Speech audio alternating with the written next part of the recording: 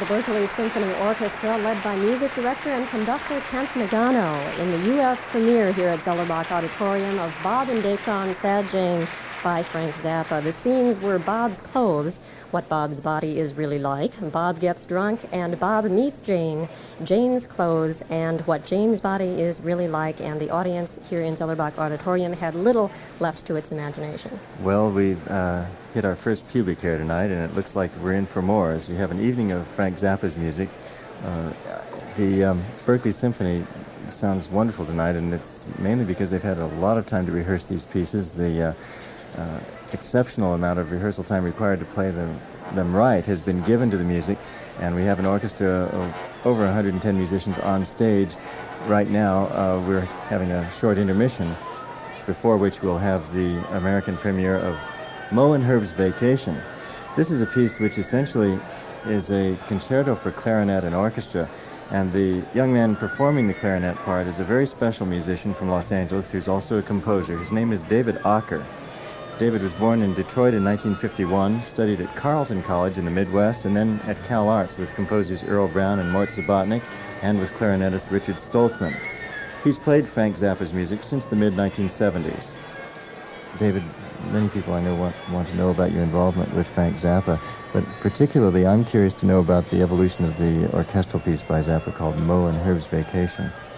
Well, for almost 7 years now, I've worked for Frank. I started out being his music copyist, and I've gone through a variety of different stages doing technical musical things for him, producing scores and parts, doing some orchestration.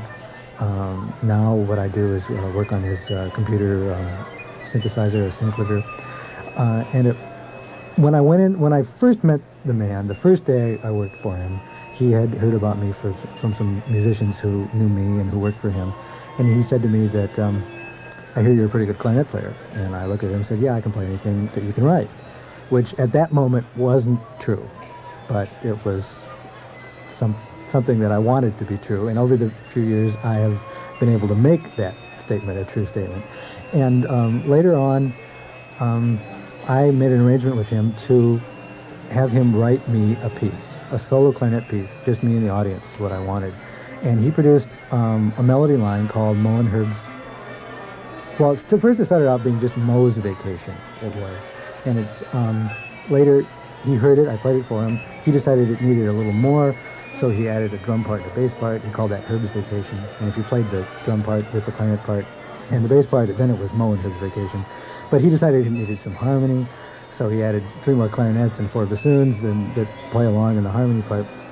And then he decided that, well, it needed to develop a little more, so he had another piece which was titled, don't ask me to spell that over the air, and he made that a second movement of the piece. It was for full orchestra.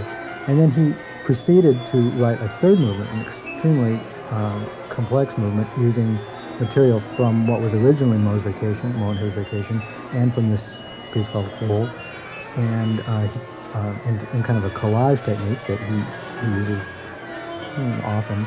And it turned out to be a 25-minute concerto for a 100-piece orchestra and clarinet.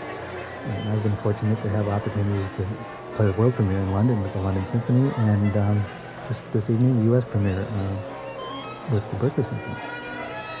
The piece is extraordinarily difficult for a clarinetist. Do you think that given the fact that there are so many instrumentalists required and such a difficult clarinet part, that there's a future for the piece? I'm not even going to speculate. I mean, when the score was first finished, I never thought it would be performed, and certainly never performed anywhere near as accurately as it has been. So we're already farther than I expected to be. Anything you can tell us about how the relationship with Frank Zappa has influenced your composing? More than influencing my composing, which I don't think it's done a lot, it has influenced my musicianship tremendously. Frank Zappa is without question the best musician I've ever met, and he demands the ultimate musicianship from the people around it. And the number of things that I've learned to do because I've had to do them for Frank are extreme. And in that sense, working for him has been the best education that I've ever had, better than the formal education that I had before that. That was composer and clarinetist David Acker, who will be soloist in Mo and Herb's Vacation, coming up next on our broadcast. You know, Charles, when I was speaking with Kent earlier this week, I guess it was just a couple of days ago, I asked him about David Acker because I knew apparently far little than you do at this point, and Kent said, well, David Acker is Frank Zappa's personal clarinetist. He's also his personal orchestrator and copyist, and has worked intimately with Zappa on a number of projects and really knows Frank's music better than anybody. And also now, as he mentioned briefly in the interview, is working with synclavier electronic pieces that Zappa has been doing quite a lot of lately. You avoid the complications of working with performers. Zappa's been quite frustrated with the inability of his music to be played because of its difficulty and his insistence on proper rehearsal time. And he is in a position to insist on it because people want to play his music at the various orchestras because it'll attract an audience, as you see here tonight at Zellerbach with a full house, and the second night in a row at that. Mm-hmm. So it's a demand that most composers can't make, and consequently their music is rarely played to its fullest potential, especially when it's new and unfamiliar. And of course that all points to, I suppose, the priorities in the arts today. It costs money to have the number of rehearsals that music like this requires. And well, the Berkeley Symphony was able to pull it off. It's a semi-professional orchestra in the sense of only some of its musicians receiving union scale.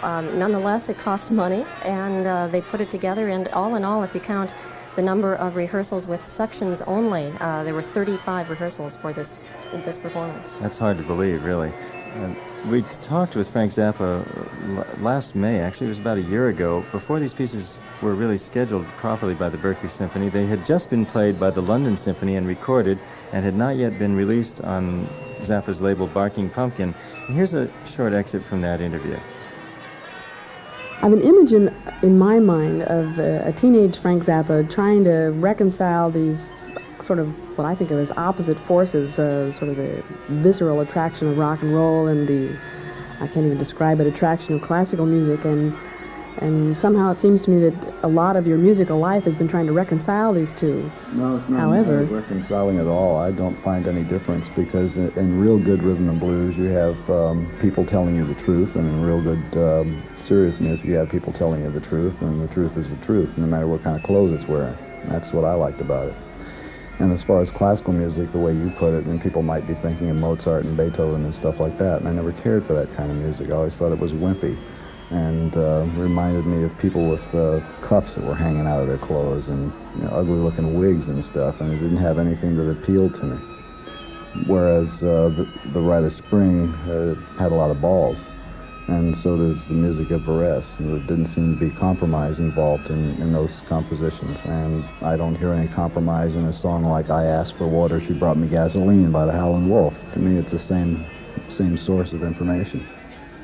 I was going to ask you if you wrote differently for classical music than you do for a rock and roll band, but I'm beginning to get the idea that you really don't. You just write music, and here's one set of clothes it wears, and here's another.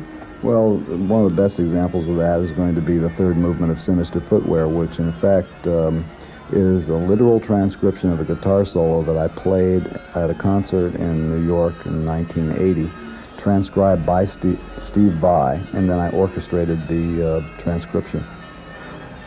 And that's what the whole third movement is, just a guitar solo. That, of course, was Rosemary Tobin, who spoke with Frank Zappa between rehearsals for this particular performance, speaking in general terms about his appeal and the whys and wherefores, I suppose, of his appeal to traditional classical musicians. Berkeley Symphony conductor Kent Nagano met Frank Zappa in the basement of the Berkeley Community Theater in between sets of one of Zappa's rock concerts, and by his own admission, Nagano was unable to make any sense of the score Zappa showed him during that first meeting, and ended up with very bruised knees after several days of beating out the complex rhythms used in the ballets. Nagano says the Berkeley Symphony Orchestra eats notes like Pac-Man eats dots. They're very well used to the demands of contemporary classical music scores, as we've mentioned, but even so, the orchestra members did experience some initial discomfort during their rehearsals, as did the LSO. The LSO, which Nagano conducted in a performance of the same music that we're hearing this evening. Nothing Zappa writes is impossible to play, but as the conductor explains, it does take some getting used to. Frank has exploited specifically the use of what we call irrational rhythms. using prime numbers, odd numbers, over